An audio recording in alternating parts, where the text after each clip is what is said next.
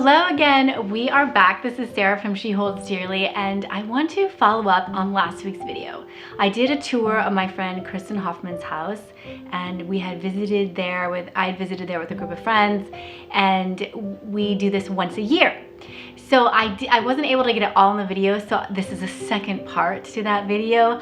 I want to actually talk about something that affects our home, not decorating per se, but the relationships within our homes and in our lives.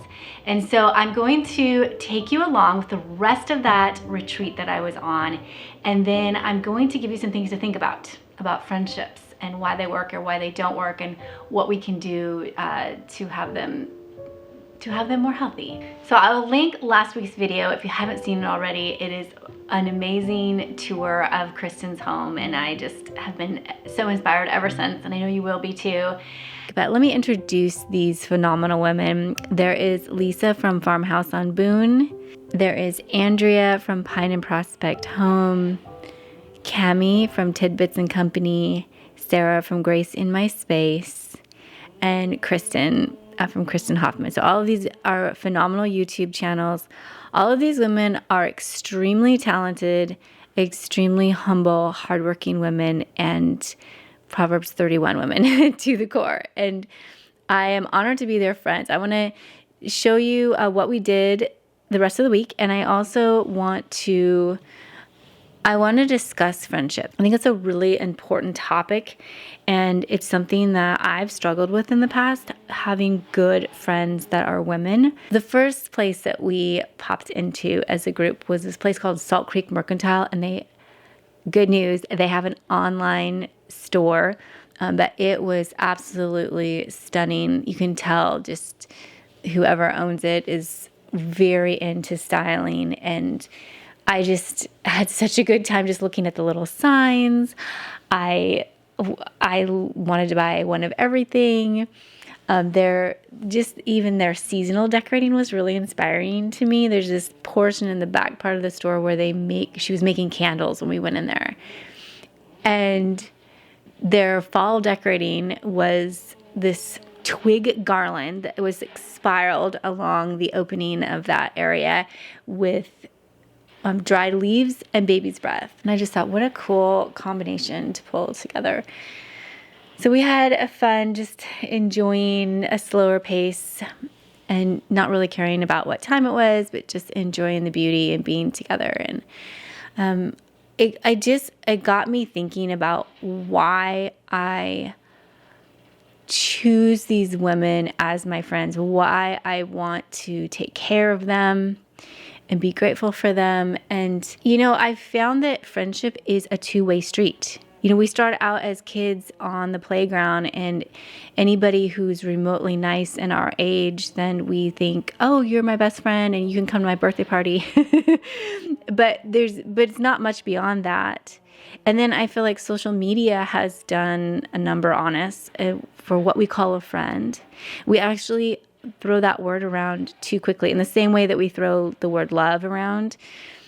And I think that it's good to have some criteria for what you call a friend. And a friend, honestly, should be a two-way street. Otherwise, it's more of a mentorship type relationship. Either you're receiving more or you're giving more, and there's a time for that. But friendship should really be a two-way street, and there should be a fair amount in common. Also, there should be things that you would like to improve on, that you're inspired by because of that other person. And I really have tried to instill that in my kids' minds as they're choosing friends, that don't just choose friendships because of proximity, but actually choose because of integrity and choose because of things that you admire in these women. Are they tenderhearted? Are they genuine? Are they loyal? Are they discreet? Will they keep your secrets? Are they going to love you when it all falls apart instead of kick you? Are they going to love you when it goes really well? That's even harder than when it all falls apart. I think women we're nurturers. I mean, it's a broad statement. There's more or less truth to that from woman to woman, but we tend to be really good at nurturing. And the flip side of that is we can be really critical and jealous of each other. And I have seen it. I know you have too. And it's extremely painful. So being mindful, and even in ourselves, being mindful about, are we nurturing the women around us, or are we secretly criticizing them, or maybe not so secretly? Are we jealous of them and just waiting for them to show their imperfections? That is not the good version of what a woman could be. So we have to keep tabs on our own lives and hearts too, for are we actually being good friends? And then as we are looking for friendships, and I think you should always look, I think you should always have your antennas up for, who would I want to cultivate more of a relationship with. 1 Corinthians 15:33 says, "Do not be deceived. Bad company corrupts good character." And we are affected by the people we hang out with. I mean, you probably heard this statement that says you are the average of the 5 people you spend the most time with. And I think that goes for online, and it goes for in person as well. And that's kind of a sobering thought. I mean, I think we need to choose wisely who's allowed to influence us. I think everyone is ministry, right? Like we can minister everyone. That's like an overall blanket statement to say that. But not everybody gets to influence us. And so thinking about the qualities that you love in other women is something that is the first step. Proverbs 27:17 says, "Iron sharpens iron, so one person sharpens another." So who are the women in your life that are making you better and showing you how to be kinder and how to be more honest and be more wise, and the things that we all need to keep growing in. There's a lot that I love about these women and admire about them, but there's things that I could give into being jealous about. Different, we're all succeeding in like little different areas, like even just in our businesses. Every one of us will have a different story about what's working currently in our businesses. I mean, I could get overwhelmed with, well, I should be like killing it in every single thing that I'm trying to do in my business. But I just think that's a dangerous trap, and it's such a loss, because what I know that God wants me to do when I see things like that is be inspired, like, you know what, I could get there. They got there. I could get there eventually. Or just let it go and go, you know what, I don't really like Pinterest as much, growing my Pinterest account as much, or whatever, Facebook account or whatever. If you like that more, then you're happier to do that. I'd rather focus on YouTube or Instagram or something.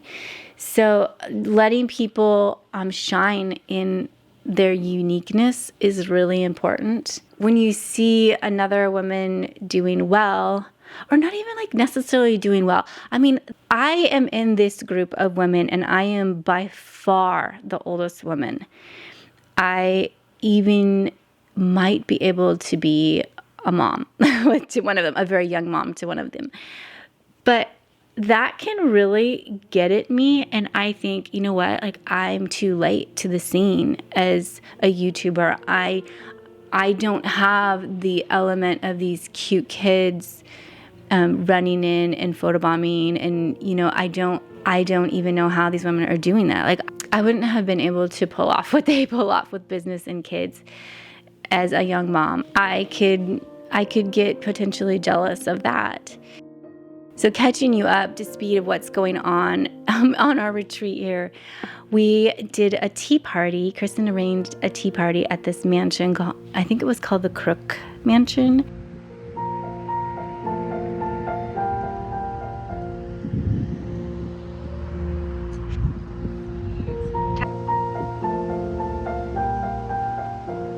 I love doorknobs.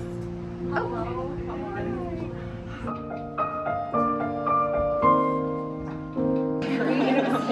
cheesecake I ever tasted. It was like seriously. I was like, I just knew that she would be like such a perfect addition for our little. This is so fun. I'm excited for this. And we got to do a tour afterwards, and one of the things that was so fascinating was that this woodwork that you see here, the arches, those are DIY'd. So they tried to save money, and that is just plaster that has been faux painted to look like wood. And the entire mansion cost $8,000. I just thought, oh my gosh. So yes, we've been DIYing for a long time, trying to make things look better than they really are.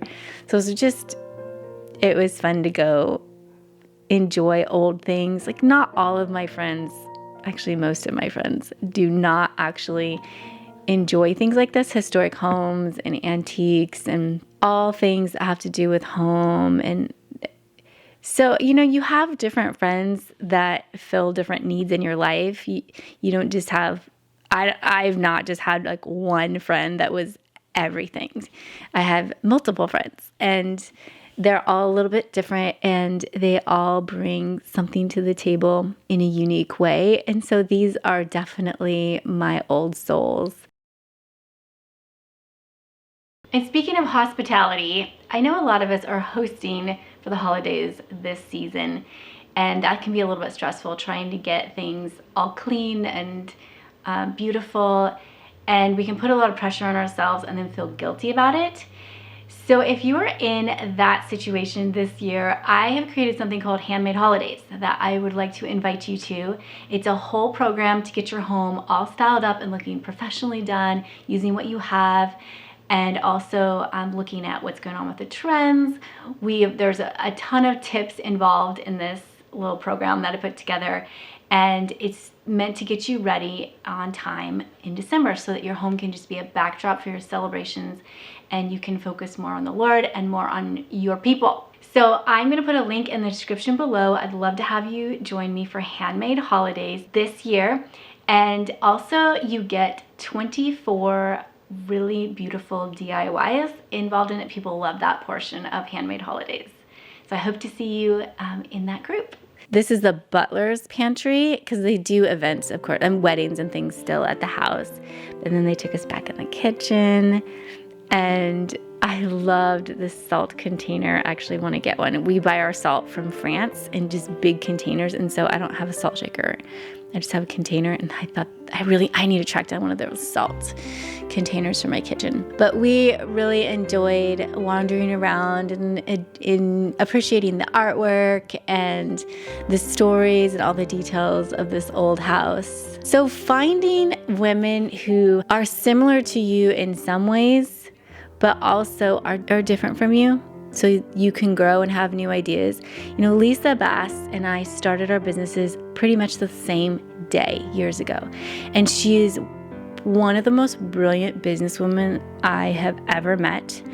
And she has far excelled what I have in my business. And I love seeing her once a year, because it's all the things she's doing have actually changed in the last year. And I love hearing what she is trying new, what she's let go of, what she is able to delegate in her business.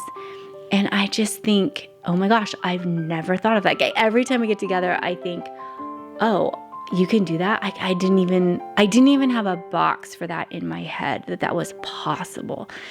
And now I have a new idea of where I could be someday. And so I just choose to see our differences as something that I can be inspired by. I was talking about feeling inferior because I'm old. I'm old and I don't have children at home anymore. And I realize though that, I'm on the other end, and I can give them advice on teenagers and launching kids and what's normal and what's not normal, and how to navigate those days towards the end of child rearing, and the things you can think about, the things that don't matter, the things that are going to work themselves out. I get to give that to them, and then I get to watch how they handle their lives with all the technology that I did not have. When I was a young mom, I get to see how they manage their 24 hours with kids everywhere, and they're extremely efficient. They are just fascinating to watch how they organize their day-to-day lives, the things they prioritize, the things they don't care about. And it challenges me even at my age. How can I be more efficient? How can I live a fuller life just by being smarter like these women are? And so I love being around them, even though we are different, and I technically could be jealous. I'm so grateful for them.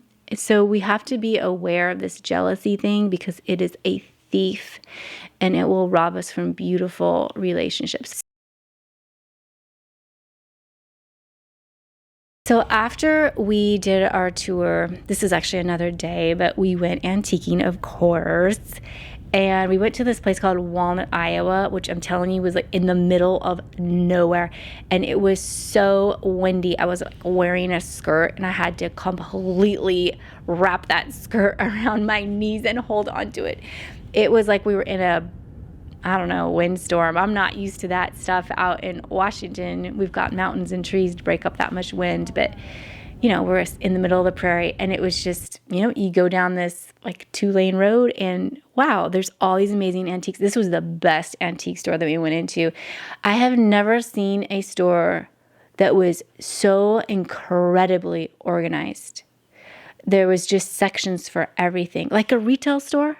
Just shelves of Crocs, and then shelves of pictures. And I don't know who this guy is that runs this place, but he is a rock star with antiques.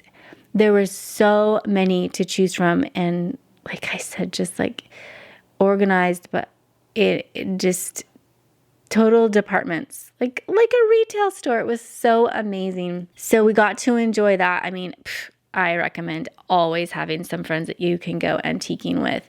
That's one of the things I love about the She Holds Dearly community, is we have really gelled over the last 9 years, and there are really good friends that have met at the Bespoke Design Retreat. There are friends that meet in my behind the scenes group, which meets once a week via Zoom. And it's just, it's not always normal to find friends that get it, that understand why we care about our homes so much, why we think about every square inch, why we pour ourselves into getting, the exact patina on something, and why we love giving tours of our homes and telling the stories. And that's something else I just want to comment on too, is hospitality. That's something we've been talking about in my behind the scenes group the last couple of months. And Kristen just really nailed it. She was our hostess this year. She was so generous to us. She had us all stay in her house. Now, I know not everyone could do that, but she invited us to come into her home, had to deep clean like crazy, had to have clean beds and clean towels, and then offered to cook for us every day, cooked for us. And when we would go out to eat, she always wanted to buy all of our meals for us. Extremely generous, just lavishing on us. And she said, I've gone through a season without money, and people were kind to me, and so now it's my turn to just lavish back on people. And I thought, what a fabulous heart. Hospitality is not about being Pinterest perfect. It is about sharing what you have and opening up your heart. If you have an open house, that means you have an open heart. And so I love Kristen for just being actually an example to all of us in that way. So I hope you enjoyed this commentary. Have a wonderful week, and I look forward to making you another video next week. All right, take care. I'll talk to you soon.